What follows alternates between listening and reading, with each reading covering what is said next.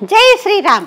మీకు ఎటువంటి ఆర్థిక ఇబ్బందులు లేకుండా మీరు చక్కటి ఆనందమయమైనటువంటి జీవితాన్ని గడపాలంటే మనం చేయాల్సింది ఏం లేదండి, ప్రతినిత్యము కూడా ఈ నామాన్ని అనుకుంటూ ఉండాలి. ఎందుకంటే మంత్రాలని అవి మనం బహిర్గతంగా బీజాక్షరాలతో బయటికి ఉచ్చరించకూడదని మనకి శాస్త్రాలు చెప్తున్నాయి.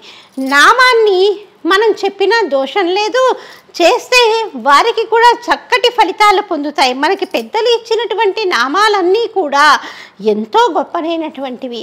అలాంటి నామాల్లో ఒకటి శ్రీ పద్మనిధయే నమః, శ్రీ పద్మనిధయే నమః, శ్రీ పద్మనిధయే నమః అన్నటువంటి నామాన్ని ప్రతినిత్యము వీలైనన్ని సార్లు 108 సార్ల కంటే ఎక్కువగా మనం నిరంతరం జపం చేస్తూ మనసులో మననం చేస్తూ ఉంటే మనము లక్ష్మీదేవి యొక్క కృపకి పాత్రులమవుతాం. ఇది తథ్యం.